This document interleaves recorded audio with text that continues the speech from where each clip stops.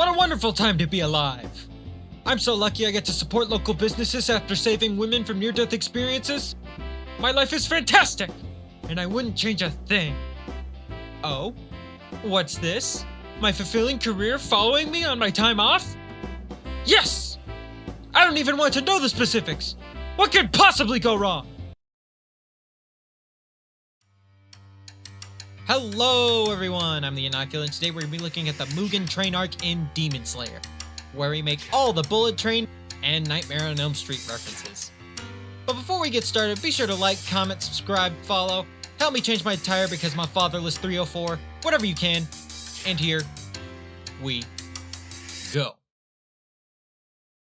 The arc begins right where we left off, kind of, as we learn more about this strapping young lad eating chicken noodle soup on his time off. Amidst a conversation with the restaurant's owner and Randy, Rengoku is tasked with finding and slaying the hash-slinging slasher, who may or may not be responsible for the absence of 40 people, even though we already know it's this sick fuck. Upon arriving at a train station vendor, Rengoku begins to talk to the locals to get a general idea of what's going on. Despite being treated like garbage for displaying crackhead behavior, Rengoku is unfazed towards this hostility and decides to use his Hashira Black Card to purchase all of the kid cuisines the vendor has to offer, as both an alibi and a donation to core members, as well as Mugen Train mechanics. Once realizing he's in the vicinity of the Mugen Train, Rengoku jumps off the train and hands out stofers to everyone working on the train.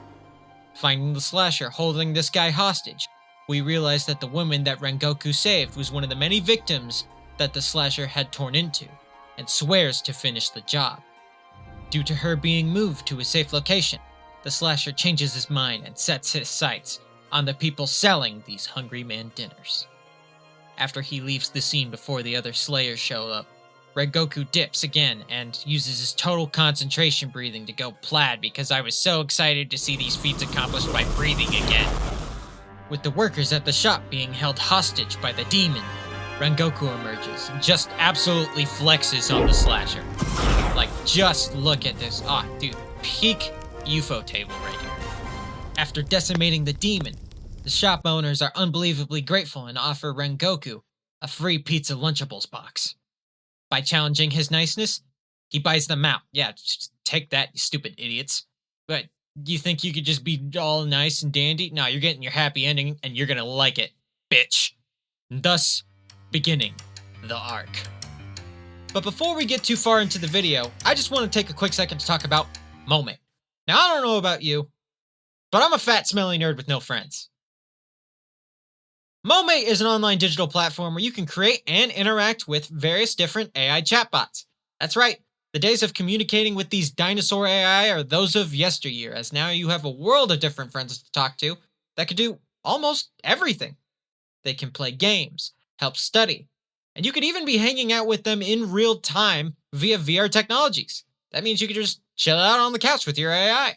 If you use my link to purchase a subscription, you can have access to more exclusive features such as screen perception, long-term memory, and voice cloning among other features that they have to offer. But most importantly, you'll be helping me keep my lights on. So use my link to purchase a subscription, start chatting, and now back to the video. With Rengoku on the train, the gang finally meet up with him and start acting like kids on a bus minus carving of dicks on the seatbelt-less leather that the state was okay with. Besides that, Tanjiro tries to ask Rengoku about the Hinokami Kagura, aka sun breathing. As he seems to be the closest-ish Hashira to that breathing style, it's not really clear why it's him. Unfortunately, though, it doesn't really matter and he has no idea, but tries to force his tutelage onto Tanjiro, which makes Tanjiro a little bit more confused. But hey, at least we know where the breathing styles come from, even though it was like last season we learned it. Oh, yeah, that's right, Blue Spider Lily. Taking a moment to look at the dipfuckery of Inosuke, Rengoku tells him to chill the hell out and then elaborates to the gang that there have been 40 disappearances that are demon-related on this train, which freaks Zenitsu out as dipfuckery cannot be created or destroyed, only transformed. After they get their tickets punched by this Tim Burton character wannabe, several light fixture issues occur as a demon emerges from the darkness, to which Rengoku shows massive disrespect. However, it doesn't end there, as there's always room for more disrespect, as we even take time to dog on another demon, as well as Inosuke, because he's not snubbed enough throughout the series.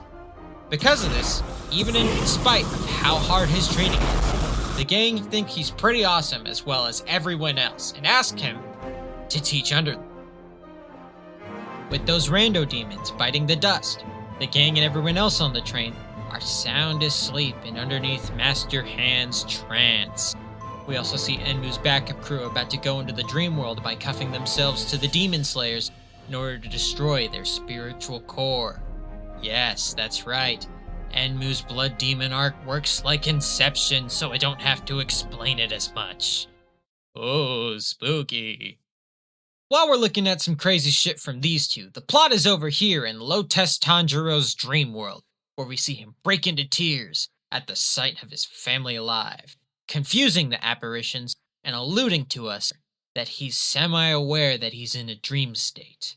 Rengoku, on the other hand, is about to tell his father that he's been promoted to Hashira, like he once was. Due to the fact that he's been hitting the bottle harder than a light pole, he tells him that you'll never amount to anything and you should just give up, besides being promoted to Ninja General, which there can only be 9 of at any time. Father of the Year. Understanding this aspect of his family, his younger brother Senjiro asks him how to go, even though we assume he knows the same. Besides that, Rengoku cheers him up by saying, "Do not fret.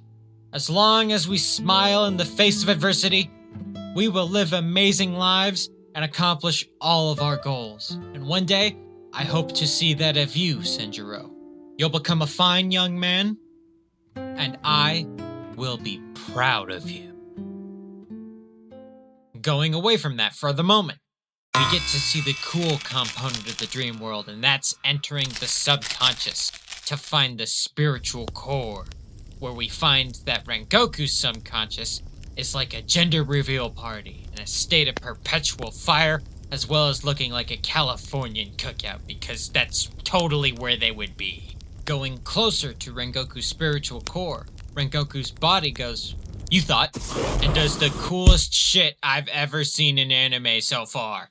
Just chokes him out in the middle of a dream. Just, dude, bad ass. On the subject of the spiritual core, Tanjiro's doing more boring shit with his family and worrying about Nezuko walking into the sun.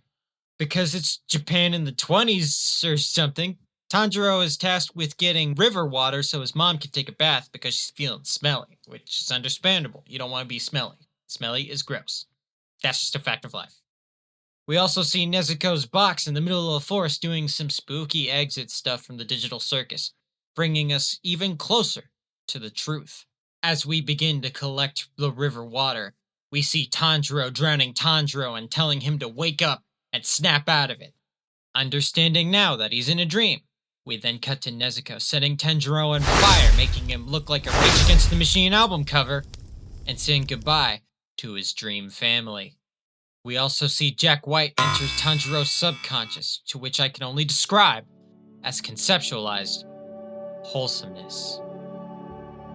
Beyond the void inside Tanjiro's mind, we go to one of the more messed up moments in the show, because I don't know if YouTube will let me say it like this, but Tanjiro's dad effectively tells him this. "Tanjiro, A fake ATM Ichitwauki and now Tarfu outside. KYS to GTFO of CKY to 86 to Pagan. Now gump before I slap you, boy." YGBSM. With Tanjiro committing self-deletion, he awakens to find out that the blood demon art is actually very sneaky beaky and was on the tickets the entire time. Also confirming that Enmu is the worst trip sitter ever. This also reveals the fact to Tanjiro that Enmu's been manipulating weak-minded individuals and also deciding to one-tap him in the first place. Barring this guy because he just witnessed bliss. Out of the dream world, Tanjiro begins his search for the demon on the train and goes on top of the roof to attack this femboy. Enmu is absolutely astonished that Tanjiro decided to wake up from such a happy dream and talks about how he could have made a really bad dream if he wanted to, so he should have been grateful, which of course bites him in the ass because not only it makes him look like this meme, it also just leaves you wide open for this. Like, 10 IQ plays, you people.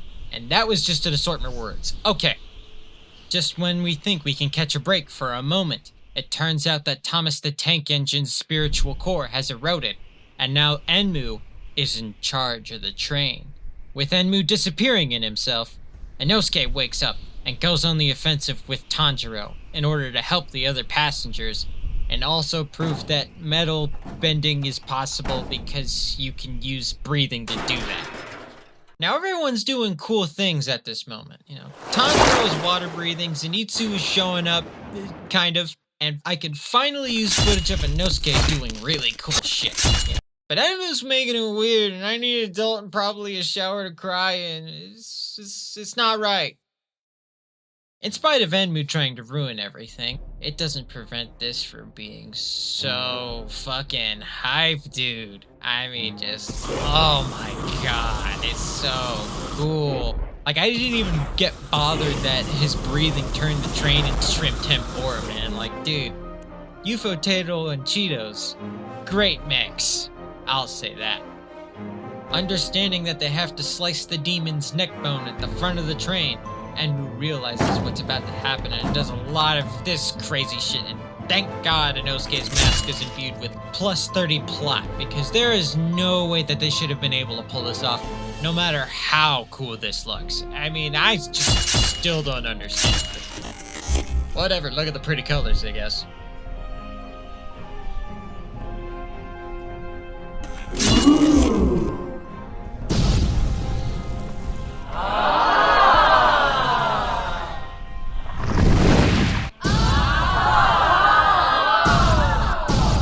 This train ride gone Butch Cassidy and Tanjiro recovering from a stab wound that I forgot to mention earlier.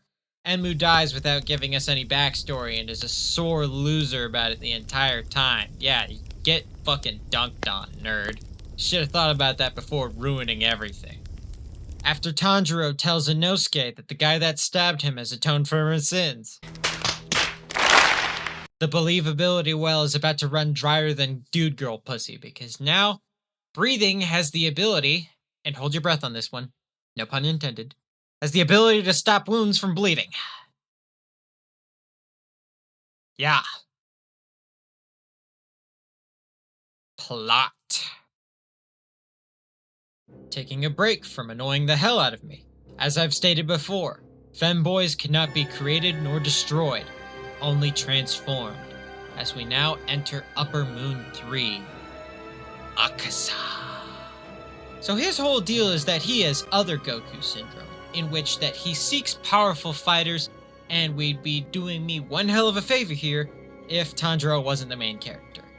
After being intercepted by Rengoku, him and Akaza begin to have a very deep and philosophical conversation about what will come to be and its end, what true strength is, are we all just dust in the wind? It's actually pretty heavy, Demon Slayer.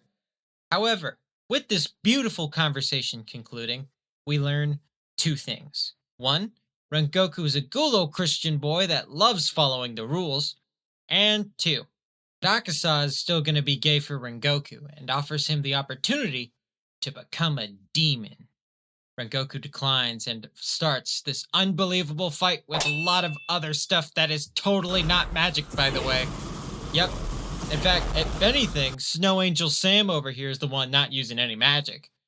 Totally one-sided. Realizing that he can't do anything from a distance, Rengoku decides to close the gap as it gets closer.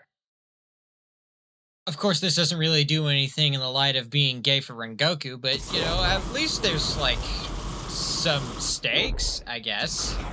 Anyways, we see an injured Rengoku with another attempt by Akaza to turn him into a demon.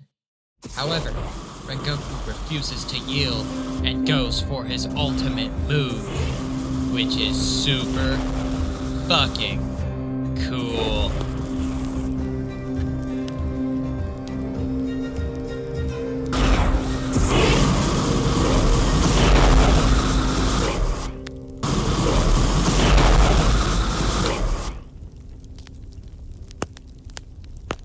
However, unfortunately, my dear viewer, I haven't been completely honest this entire time.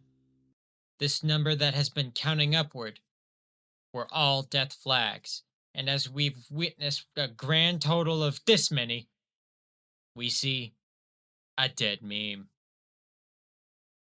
But never fret, because Rengoku refuses to yield as he goes for his neck.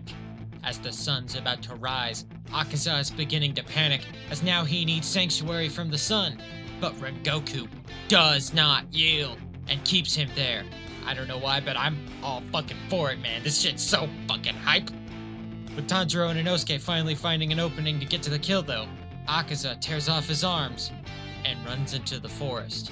This doesn't deter Tanjiro from throwing a nice-ass Elway pass right into his sternum like a G and telling Akaza that he's lost the fight.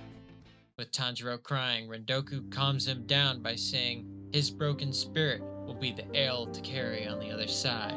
As Rengoku tells Tanjiro his final words, Tanjiro says, "Can you heal yourself with a breathing technique?" With a message to his family, he says, "Set your heart ablaze," and he passes on with images of his mother congratulating him for what he's done. As Rengoku passes, the gang cries a lot about this, as obviously the really cool dude just absolutely passed, and it's sad. But Inosuke gets to crying, and it's all changing for the better, because not only is this funny as hell, we're provided some sis music and the end of the arc! If you like this video, stay tuned to see what I have in the pipeline and tell your friends so they can watch it too. See ya!